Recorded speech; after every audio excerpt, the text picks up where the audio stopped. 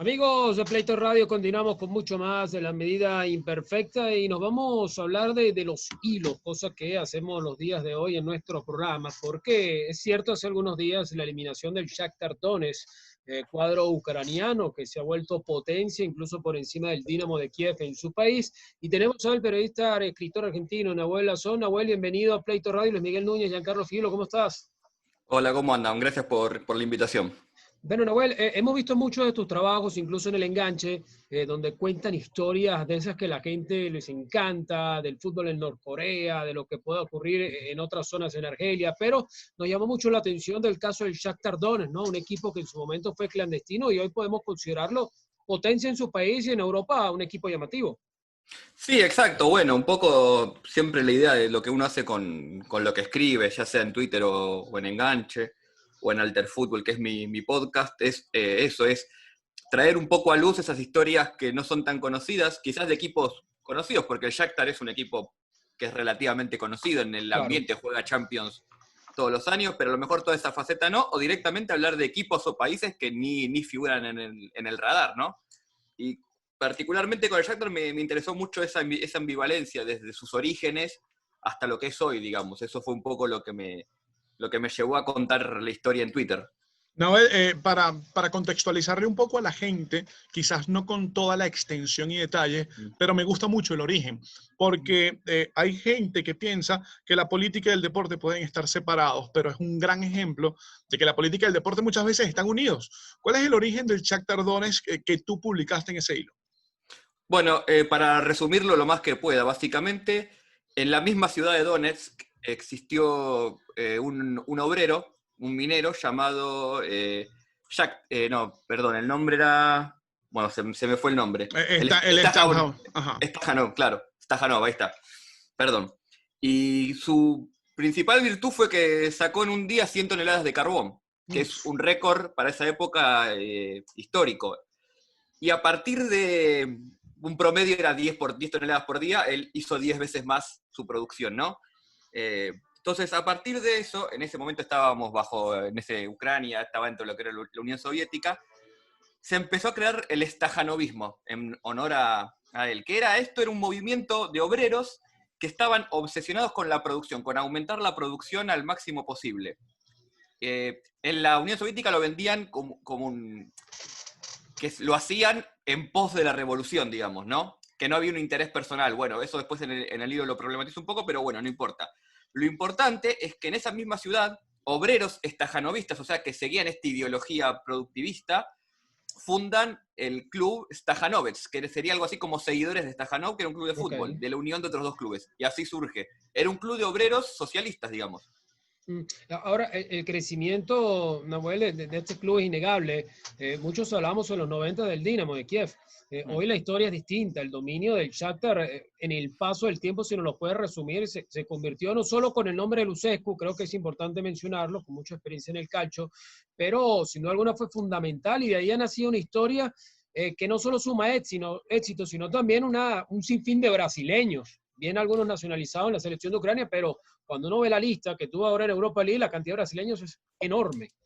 Claro, bueno, porque Lucescu, que era jugador de fútbol por la selección de Rumania, en un viaje lo hacen ir a Brasil, él estaba en la Rumania socialista, y él cuenta que el contraste lo choqueó mucho entre lo que era la vida del brasilero y la vida del rumano, ¿no? Entonces, a partir de ahí, en la década del 60 más o menos, se empezó a enamorar del fútbol brasilero. Entonces, él, después cuando llega al Shakhtar, llega ya por el 2004, un poco empieza a implementar su propia forma de ver el fútbol, que es tratar de combinar los dos aspectos. Por un lado, el aspecto más defensivo, más duro del europeo del este, que es quizás lo más conocido en general, y por otro el talento sudamericano, pero para el talento era brasileño, entonces, bueno, tenía arquero, defensores y volantes centrales de origen ucraniano, de Europa del Este, y después todo lo que era la línea de ataque se conformaba con brasileros. Y claro, como empezó a dar resultados,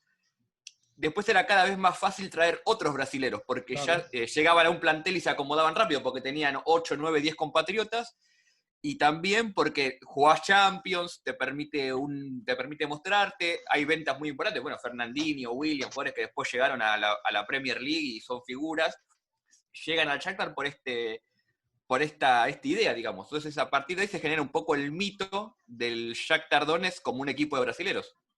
O la transición de un equipo que estaba en la sombra del Dinamo de Kiev a pasar a competirlo o incluso superar al Dinamo de Kiev, podría coincidir incluso con el declive de como jugador de un tipo como Andrei Shevchenko o la salida de Shevchenko del Dinamo de Kiev. Sí, en realidad creo que eso tiene más que ver con, bueno, como decías vos cuando empezábamos la nota, ¿no? Que a veces política y fútbol no se pueden separar. Okay. El Dinamo de Kiev era muy fuerte durante el comunismo porque era un equipo que se basaba en lo que se llamaba la sociedad Dinamo, que era una sociedad deportiva que tenía equipos en toda la Unión Soviética. Cuando cae la Unión Soviética, cada club tiene que empezar a gestionarse por sus propios medios. Y el problema de la financiación en lo que es la transición del comunismo al capitalismo en la década del 90 es un problema que le toca a muchos clubes en esa época que no encontraban inversores o no encontraban cómo generarse nuevos recursos en ese nuevo sistema económico. El Shakhtar tuvo la suerte, si se quiere, de que rápidamente encontró esa financiación, y más específicamente me refiero a Akhmetov, que es el presidente que sigue actualmente, es un empresario de los más importantes de Ucrania, y en 1995 él se vuelve presidente porque fallece en un atentado del presidente anterior, y él sube al club y a partir de él, bueno, obviamente, tiene empresas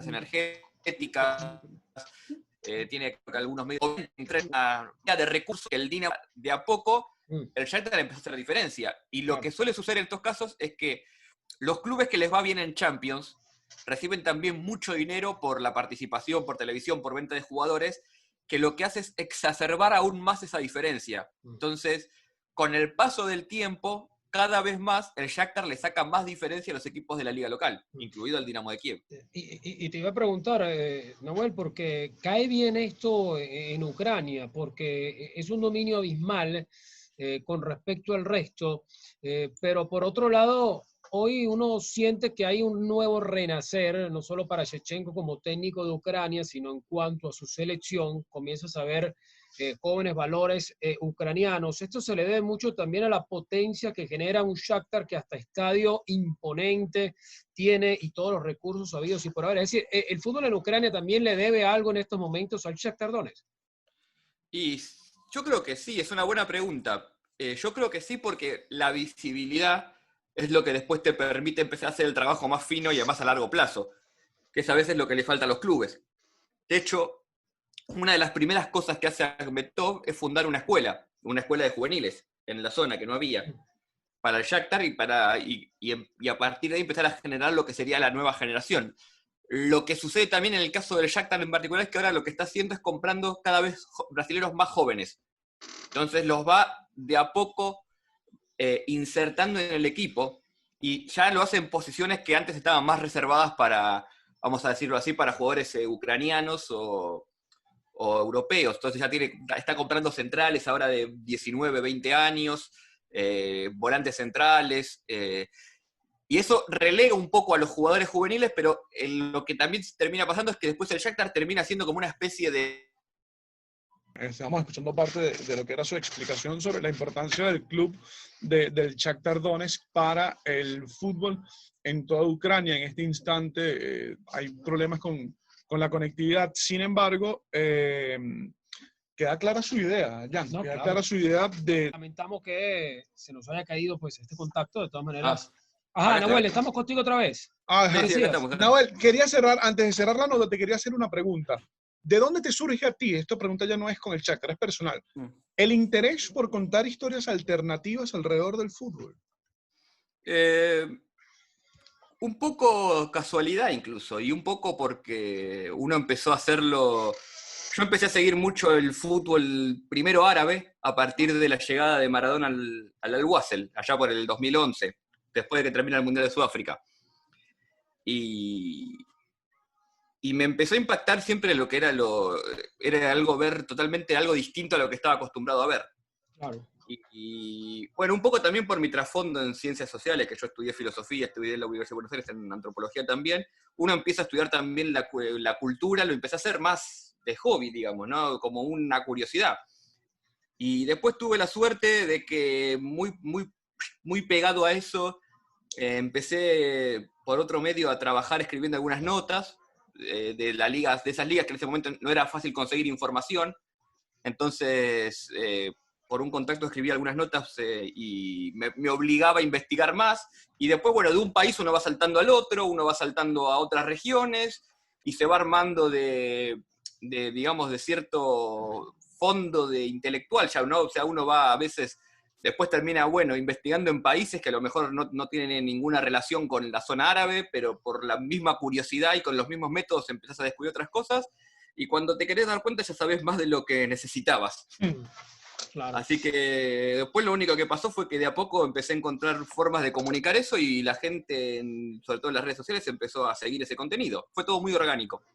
Nahuel, te queremos agradecer por este hilo, por haber conversado con nosotros aquí en Venezuela y bueno, como siempre muy atento, de verdad, pasé mucho por el enganche, me encantan los conceptos, los temas, de verdad que soy amante del fútbol y el contenido es bastante distinto, algo que no vas a conseguir seguramente en otro portal. Muchas gracias. No, gracias a ustedes por la invitación y atento cuando quieran, siempre a disposición. Nahuel Lanzón conversaba con nosotros, escritor, vamos con música, ya venimos, esta es la medida imperfecta. Gracias, Nahuel. No, gracias a ustedes. Disculpa lo malo. Mira, qué raro un argentino con la camisa de Nigeria. Me encanta, ¿viste? Buenísima. Sí.